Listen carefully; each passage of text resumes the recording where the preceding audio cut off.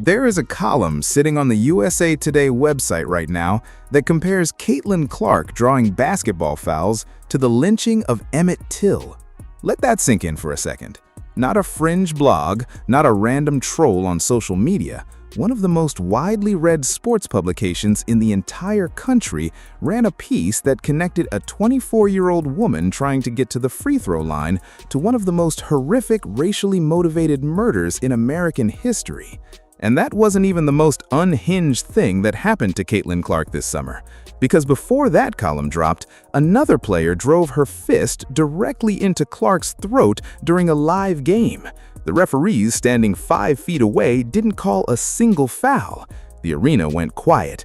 Clark hit the floor, clutching her neck, and the WNBA, the very league that owes a massive portion of its current survival to this woman, said absolutely nothing in the moment. Nothing. The league only acted the next day, after the internet exploded and it became impossible to ignore. And then, and this is the part that should make your jaw hit the floor, after Clark sat down with ESPN and told the world that the media coverage of her has become emotionally exhausting, that she is being falsely characterized by people who have never once had a conversation with her, that she sometimes feels fearful walking out of the locker room, wondering what new narrative is going to be invented about her today, ESPN's own analyst came on live television less than 24 hours later and told Caitlin Clark that she needed to show more accountability and self-awareness, that she needed to be a better sister to the very players who had been elbowing her in the face for 3 straight seasons. That is what we are dealing with. That is the reality of being Caitlin Clark in 2026. The most impactful player in the history of women's basketball, a genuine cultural phenomenon who single-handedly transformed the WNBA from a niche league into must-watch television, is being blamed for everything wrong with the world around her while somehow simultaneously still putting up the best numbers of her career. And the people doing the blaming are collecting ESPN paychecks and USA Today bylines while doing it. This is not a basketball story anymore. This is a story about a war. A coordinated, sustained 3-year campaign by a media establishment that simply cannot figure out what to do with a white woman who broke every record imaginable and accidentally saved a league that a lot of people in that league actively resent her for saving. And tonight, we are going to lay out every single piece of it in order, because when you see it all together, back to back, it is one of the most extraordinary things you have ever witnessed in the history of professional sports. So buckle up, because by the time we're done here, you will understand exactly why Caitlin Clark recently broke her silence, exactly what she said, exactly who fired back at her, and exactly why none of it has slowed her down for even 1 single second. Let's start with June 24, 2026. Indiana Fever versus the Phoenix Mercury at Gainbridge Fieldhouse in Indianapolis. A routine game on the surface, right? Midway through the second quarter, there is a loose ball scramble near the baseline. Clark goes down to the floor to contest it, and Phoenix Mercury forward Alyssa Thomas, a veteran of this league, a player who absolutely knows what she is doing at all times, drives her closed fist directly into Caitlin Clark's throat. Not a wild swing, not an accidental elbow in traffic, a fist to the throat, while Clark is on the ground. The referees were right there. Multiple angles showed it clearly, and they called absolutely nothing. 0. The game continued. Clark eventually left the floor in the third quarter dealing with a back injury she sustained during that same sequence, because when a 200-pound professional athlete drives a fist into your neck area while you're already on the ground, your body tends to have a strong opinion about that. The Fever's head coach, Stephanie White, was absolutely furious after the game. She did not choose her words carefully.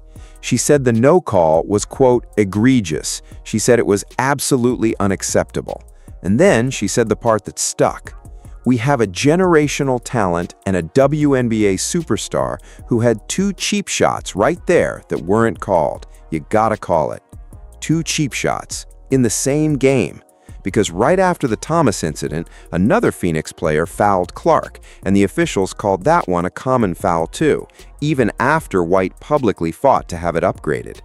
Now, the WNBA did eventually do the right thing. The next day, after reviewing the footage, the league issued a statement. Alyssa Thomas received a flagrant foul 2 penalty and a 1-game suspension for recklessly making contact with her fist to the throat area of Clark. The league called it a non-basketball act. But here is where it gets genuinely strange.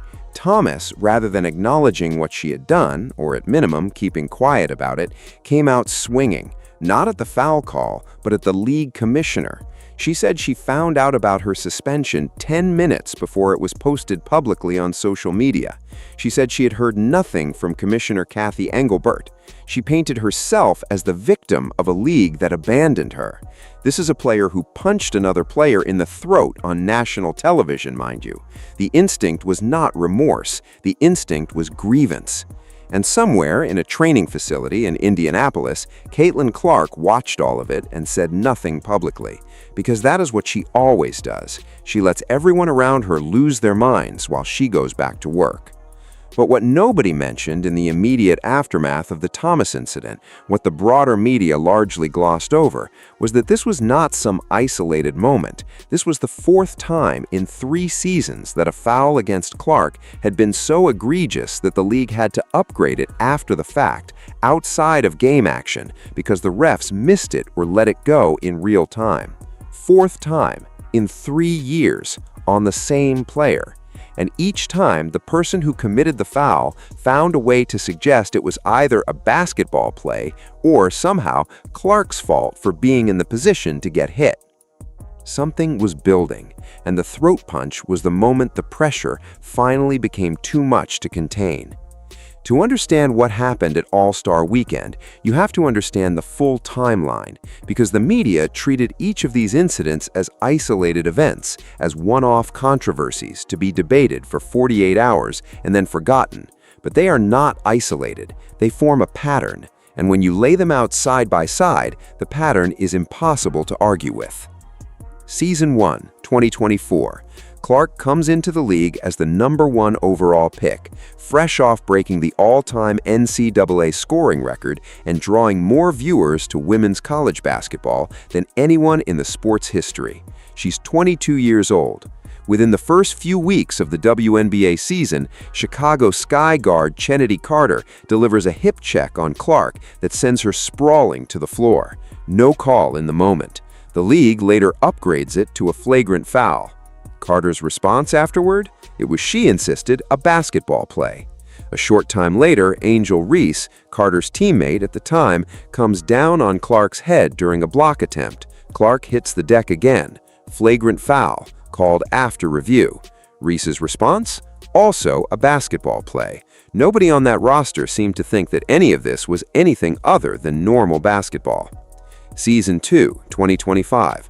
Marina Mabrey of the Connecticut Sun slams Clark to the ground during a game. This one is so bad that it triggers not just a flagrant foul, but a technical foul on Mabrey as well. Clark, dealing with an injury-plagued season, misses significant time. The Fever's playoff push is complicated. The discourse around Clark is, somehow, still partly about whether she flops too much. Season 3, 2026. Clark comes back healthy. She is putting up the best numbers of her career, 21.2 points per game, 8.2 assists, producing at a level that in any other context would be the dominant storyline of the league. And within the first 2 months of the season, Alyssa Thomas puts a fist in her throat. 4 incidents, 4 separate players, 3 separate teams, 3 separate seasons. And in every single case, the player who committed the act either faced no immediate consequence, downplayed it afterward, or found a way to position herself as the real victim of the situation. The consistency of it is staggering. The league's inability to protect Clark in real time during actual games is one of the most documented patterns in recent professional sports history. And here is the thing Clark said during her rookie season that has aged in a way she probably didn't intend. "I think at this point I know I'm going to take a couple of hard shots a game, and that's what it is. I'm trying not to let it bother me." She said that in 2024. She was 22 years old and she had already resigned herself to being physically targeted every time she stepped on the floor. That quote should have set off alarm bells everywhere. Instead, it was treated as an admirable display of toughness and largely moved on from. By the summer of 2026, Clark had been playing through this reality for 3 full seasons. She had never publicly complained about it in any sustained, detailed way. She had always redirected toward basketball, toward her teammates, toward the product on the floor. She had done everything that everyone kept demanding she do. Kept her head down, spoken respectfully about her opponents, condemned harassment of other players online. She had played by every rule of the unwritten contract that the media seemed to have drawn up for her without her consent. And it still wasn't enough, because what happened next had nothing to do with physical fouls at all. In the weeks leading up to the 2026 WNBA All-Star Weekend, USA Today sports columnist Nancy Armour published a piece that stopped a lot of people cold.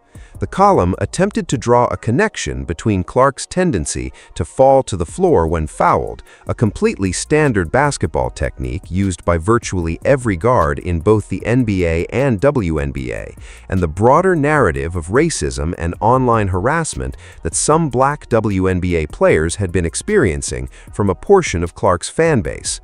That alone would have been a debatable piece. Plenty of writers had explored that general territory before. But Armour did not stop there. In the course of making her argument, she invoked the murder of Emmett Till, a 14-year-old black child who was tortured and killed in Mississippi in 1955 because a white woman made an accusation about him. That is the historical reference point that a USA Today columnist chose to connect to Caitlin Clark drawing basketball fouls. The response was immediate and volcanic, not from the political right alone, not just from Clark's fan base, from across the sports media landscape.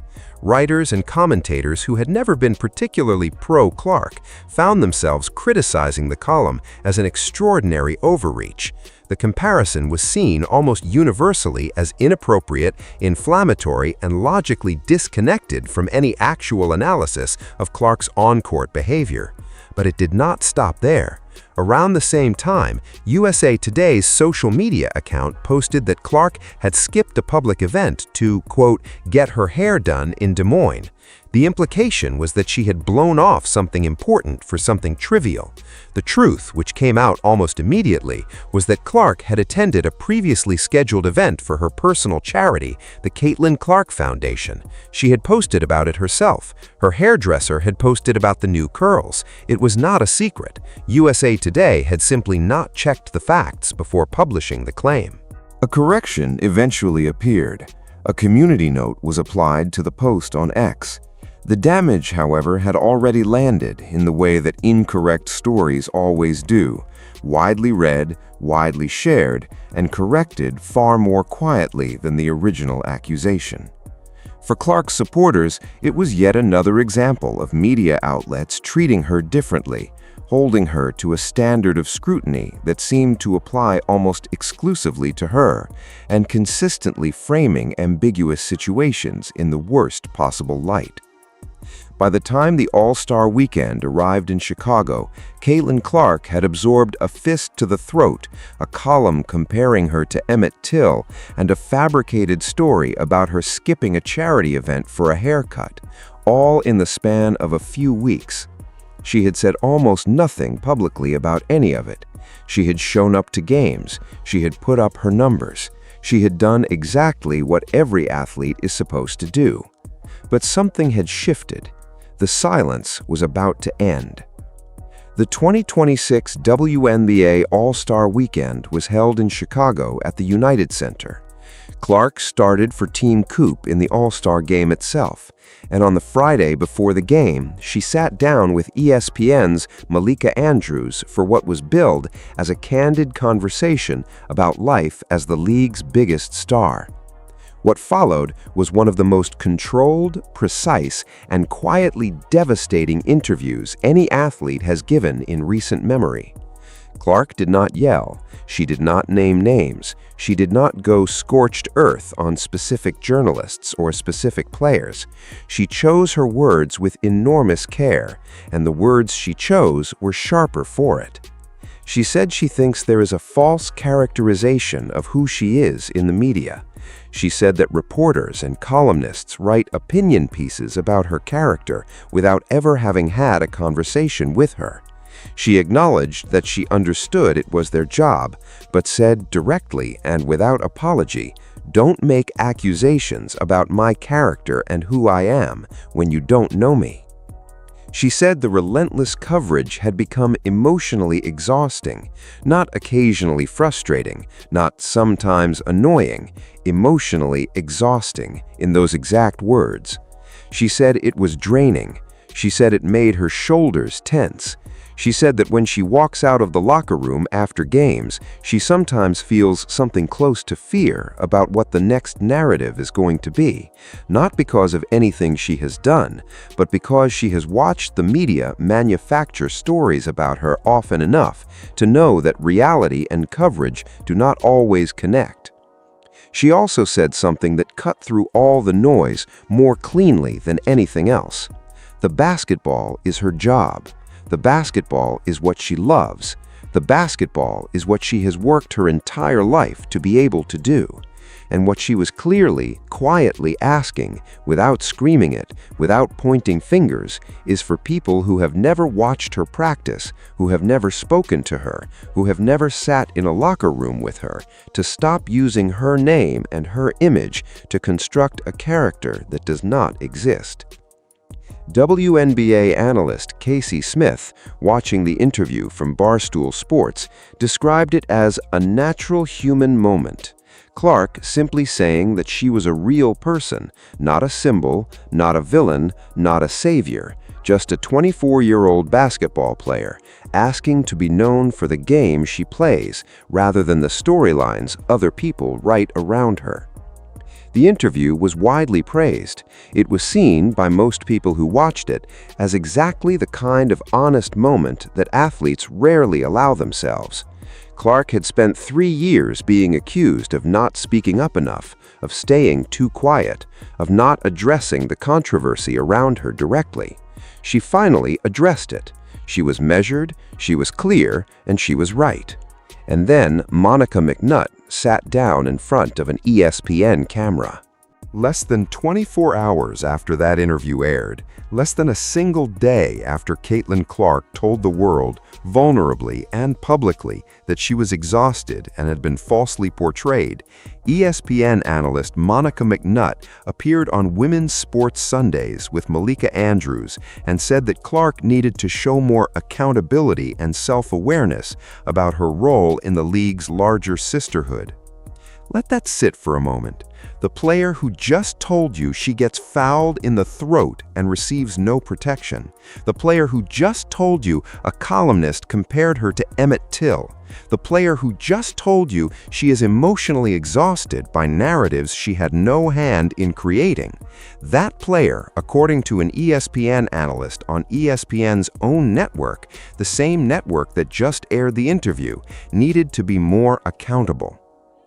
McNutt also said she found the word fearful, the specific word Clark had used to describe how she sometimes felt leaving the locker room, to be interesting, because in her analysis, the people who were usually fearful were the ones being accused of stepping outside the parameters of competition. Read that as carefully as it was clearly intended. McNutt was, with the thinnest possible layer of plausible deniability, suggesting that Clark's choice of the word fearful was somehow suspicious, that it revealed something, that a 24-year-old woman saying she was afraid of the media conversation around her was, in some interpretive universe, a tell. The response from fans was not measured. Words like shame on her trended almost immediately. People called for ESPN to remove her from the air. One fan wrote that they made a deliberate effort to change the channel every time she appeared and encouraged others to do the same, specifically hoping that a ratings dip would force ESPN's hand. Another commenter called her the female version of a prominent ESPN personality known for controversial takes. Barstool Sports founder Dave Portnoy went on a lengthy public tirade. His argument was simple. Clark had just opened up honestly about something that was clearly hurting her, and ESPN's immediate response was to use that vulnerability against her. McNutt had been here before. Earlier in the season, she had drawn significant backlash when she tied Clark's popularity partly to her race in a way that struck many viewers as inappropriate. She had a pattern, in the eyes of Clark's supporters, of consistently finding a way to reframe situations involving Clark in whatever way was least favorable to the Indiana Fever star. Supporters saw a bias. McNutt clearly saw a nuanced analysis of a complex situation. The two groups had been talking past each other for most of the 2026 season. Fellow analyst Andrea Carter, sitting on the same set during McNutt's accountability comments, appeared visibly taken aback. She made a point of noting that she was surprised by the direction of McNutt's take and suggested it was always something when Caitlin Clark was involved.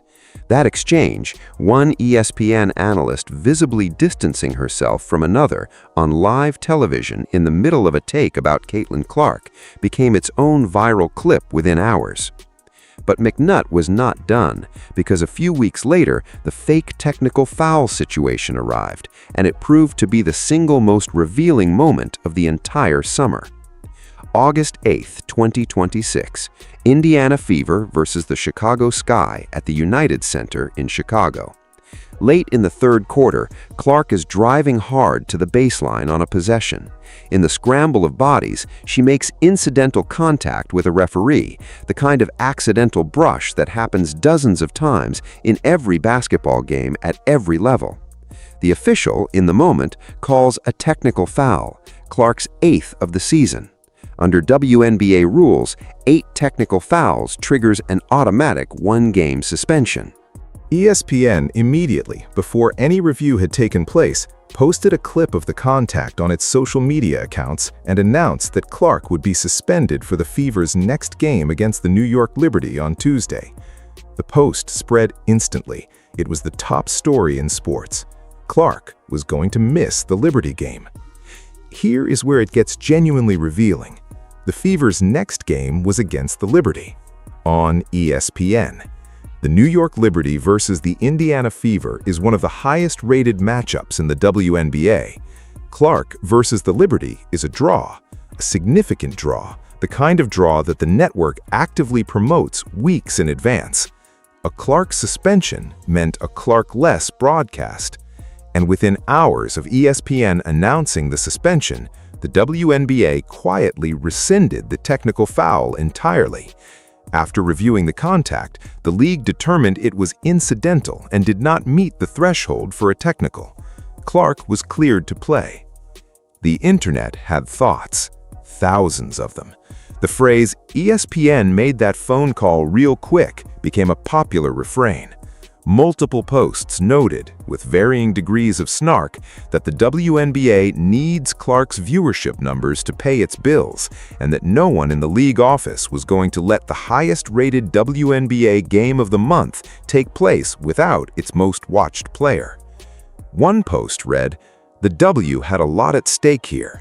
Their mouthpiece for social justice, ESPN, would lose a lot of ratings for an NY versus Indiana game. That's expensive. Clark really has all the cards." Now, it is worth being clear, the conspiracy theory version of this, that ESPN literally called the league and ordered the reversal, is speculation. The WNBA rescinding bad calls is a legitimate and established process that happens with other players as well. The technical foul genuinely did appear to be incidental. The reversal was likely the correct call on the merits. But the speed of it, the context of which game was coming next, the way ESPN had rushed to post the suspension announcement before any review, the entire sequence of events fed a narrative that Clark's supporters had been building for 3 years, that the league and the network treat Clark inconsistently, and that consistency only appears when money is directly on the line.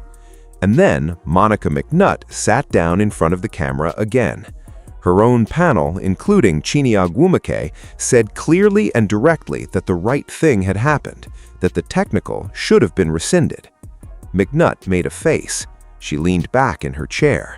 She brought up a story about a college teammate who bumped into a coach and got in trouble for it. She said she understood how we got here, even while acknowledging the reversal was probably fine. She could not bring herself to simply agree that the right outcome had occurred. Andrea Carter again appeared surprised. The clip circulated again. The calls to fire McNutt grew louder. A wave of fans told Clark supporters to start actively tracking McNutt's segments and changing the channel, hoping to register in the ratings data. By this point, the pattern was impossible to deny, even for people who had been willing to give McNutt the benefit of the doubt on individual moments. This was not one controversial take. This was not a misunderstanding in one segment. Across the summer of 2026, McNutt had found a way to position Caitlin Clark as at least partially responsible for nearly every bad thing that happened around her. The throat punch discourse, the media exhaustion, the fake technical. In each case, the framing bent toward Clark bearing some portion of the weight. Meanwhile, Clark kept playing basketball. Here is the thing about trying to build a sustained media campaign against Caitlin Clark. It keeps running into the same problem, the basketball. Through the controversies of 2026, the throat punch, the Emmett Till column, the All-Star interview, the McNutt accountability argument, the fake technical foul, all of it, Clark has been putting together the best statistical season of her career. 21.2 points per game, a career high. 8.2 assists per game, which places her among the elite playmakers in the league, regardless of position. She had appeared in 17 of the Fever's 18 games after missing significant time with injury during the previous season, proving that she had come back from that lost year healthier and more dangerous than before. And it is not just the individual numbers. The Indiana Fever, built around Clark, have been a legitimate contender all season. The team's record, the attendance at Gainsbridge Fieldhouse, the television ratings whenever the Fever appear, all of it points in the same direction. Clark does not just make herself better, she makes the entire enterprise around her better. The league, for all its complicated relationship with the phenomenon it helped create, is better with her in it. The WNBA broke its single-season attendance record during the 2025 season, more than 2.5 million fans in seats. The driving factor was widely understood to be the Clark effect, the surge of new fans who came to the game because of her. Arenas that had been a third full were selling out. Road games in cities Clark was visiting were drawing record crowds. Television contracts were being renegotiated upward. And every time someone on ESPN or in a newspaper column tried to argue that Clark needed to be more accountable, more self-aware, more sisterly toward the players who kept fouling her in the throat, the scoreboard kept putting up numbers that told a completely different story. Clark does not need to explain herself. The box scores do it for her every single game, without commentary from anyone. This is the trap that her critics keep walking into, and they seem unable to stop walking into it. Every moment spent trying to assign blame to Clark for the chaos around her is a moment spent ignoring the fact that she is doing exactly what a franchise player is supposed to do. She is winning basketball games. She is growing the league. She is performing at a level that, in a different context, would generate nothing but universal celebration. The basketball has always been the argument ender. It remains the argument ender in 2026. Step back from the individual moments for a second. Step back from Alyssa Thomas and Monica McNutt and Nancy Armour and the USA Today social media account. Step back from the technical foul and the All-Star interview and the Emmett Till column. Step back from all of it and look at the structure of what has been happening for 3 years. There is a player. She is, by every measurable standard, the most impactful figure in the history of her league. Her arrival did not just generate interest, it reshaped the economic reality of the entire enterprise. Sponsors that had never touched women's basketball started calling. Networks that had given the sport minimal coverage started bidding aggressively for rights. Casual sports fans who would not have watched a WNBA game on a bet were suddenly tuning in specifically to watch this one person play. This is not controversial. These are facts. The attendance numbers are facts. The television ratings are facts. The sponsorship dollars are facts. The WNBA's own financial trajectory, which shifted dramatically in the period following Clark's arrival, is a matter of public record. Now, that player gets fouled in the throat by a veteran opponent on live television with referees watching. The refs miss it. The league acts 24 hours later. An ESPN analyst suggests the player needs to be more accountable within the league's sisterhood. A national newspaper column compares her to Emmett Till. The network that airs her games announces her suspension before the league has completed its review. Then, the league reverses the suspension hours before a broadcast that would have taken a significant ratings hit without her. If you ran this story through a machine that could not identify any of the names involved, and you asked that machine what the system's relationship was with the central figure, the machine would tell you the system needs this figure but resents needing her. It monetizes her presence at every opportunity while simultaneously creating space for prominent voices to undermine her credibility. It protects her when protecting her is profitable. It abandons her when protecting her creates friction with other interests. It punishes her for things it would not penalize others for. And when challenged on that inconsistency, it finds a way to make the challenge itself into evidence of her problem. That is not a pro-Clark talking point. That is a structural description of what has been documented repeatedly with video evidence and public statements over the course of 3 professional seasons. Caitlin Clark said herself during the All-Star interview that some of the coverage surrounding her is not always based in reality. She said the media has the power to control the narrative and that this can be confusing for a 24-year-old trying to navigate her career. She said it calmly. She said it without naming any specific outlet. She said it the way someone says something they have been thinking about for a long time and have finally decided it is worth putting into words. What she did not say, but what the evidence of 3 seasons makes clear, is that she has figured out the game. She has figured out what every great athlete who has ever been targeted by a hostile media environment eventually figures out. That the only permanent answer to people who want to talk about you is to give them something to talk about that you control. And for Caitlin Clark, that thing is the basketball. Here is something almost nobody is talking about, and it might be the most consequential part of the entire story. Caitlin Clark is 24 years old. She's in the 3rd year of her rookie contract, and at some point in the not-too-distant future, she is going to be a free agent. She is going to be in a position to negotiate with the Indiana Fever and, theoretically, with any other franchise that can make a competitive offer. She is going to be sitting across a table from people who understand, in precise dollar terms, exactly what her presence means to the league's bottom line. And she has 3 years of receipts.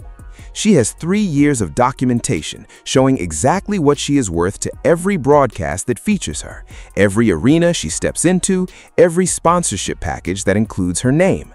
She has 3 years of proof that the WNBA's attendance records, television ratings, and sponsor relationships all shifted in a specific direction when she arrived and have continued to move in that direction as long as she's been healthy enough to play.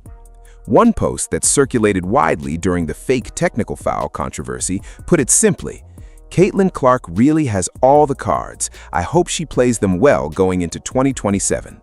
Don't sign a long-term deal." That is not just fan enthusiasm. That is an accurate read of the leverage situation. The WNBA needs Clark more than Clark needs the WNBA's good graces. The network that was reluctant to let her miss a single regular season game because of what it would do to the ratings proved that point more clearly than any argument could. And Clark, for all her stated desire to focus strictly on basketball and tune out the noise, is clearly intelligent enough to understand the position she's in. She has watched the league respond to her marketability. She has watched television contracts get bigger. She has watched stadiums fill up around her. She has watched the league's financial trajectory change in real time because of her presence. She did not need a business degree to understand what that means for her negotiating position. The throat punch happened. The column happened. The fake technical happened. The accountability takes happened. All of it happened. And Clark went back to work and put up 21.2 points a game and kept the Fever in championship contention. And somewhere in that process, the math of her situation became clearer than ever. Every controversial moment that her critics created, every headline that tried to diminish her, every segment that suggested she bore some responsibility for what was happening around her, added another document to the file, another entry in the record, another piece of evidence for a conversation that sooner or later is going to take place at a negotiating table. The people who have spent 3 seasons trying to humble Caitlin Clark may have done her an enormous favor, because the contrast they created between the hostility she absorbed and the grace with which she continued to perform is now part of her story in a way that will not be erased.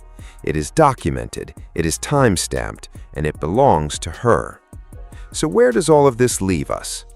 It leaves us with a 24-year-old woman who has survived 3 seasons of targeted fouling, hostile media coverage, bad faith analysis, manufactured controversies, and institutional indifference, and who is currently playing the best basketball of her career while the Indiana Fever push toward a championship.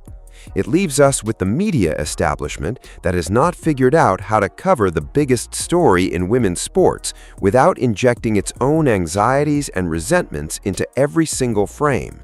A columnist who invoked Emmett Till to describe a basketball player drawing fouls. An analyst who told a visibly exhausted athlete to be more accountable within 24 hours of that athlete's most vulnerable public interview. A network that rushed to announce a suspension before the league had even finished its review, then quietly walked it back when the financial implications became clear. It leaves us with the WNBA itself, a league that owes an enormous and largely unacknowledged debt to Clark's arrival, still struggling to protect her consistently on the floor in real time, still relying on post-game reviews and next-day suspensions to address contact that should have been stopped as it happened. And it leaves us with Caitlin Clark herself, who has responded to all of it the same way she has responded to every hard foul, every hostile media take, every attempt to rattle her or reshape her or assign blame to her for other people's choices, by going back to the court and competing at the highest possible level. She said during the All-Star interview that nobody should ever try to take away from her the love and joy she has for the game, that the reason she plays is because when she steps between the lines, she loves it, that this has always been her dream, and she refuses to let the noise around it overwhelm the thing itself. That is not a PR statement. That is not a carefully crafted media response. That is the reason she is still standing after 3 of the most chaotic, scrutinized, and adversarial seasons any athlete has navigated in recent memory. The love for the game is the thing they cannot take. The love for the game is what shows up in the numbers every night. The love for the game is what has kept her composed through throat punches and Emmett Till comparisons and fake suspensions and accountability lectures from people who collect ESPN paychecks. Here is the question that nobody in the sports media has been willing to sit with honestly. Is there any player in any professional sport in modern sports history who has faced this sustained a combination of physical targeting, institutional inconsistency, and media hostility, and not only survived it, but responded by becoming demonstrably better? Because the answer, when you search for examples, is genuinely hard to find. Caitlin Clark is not a victim.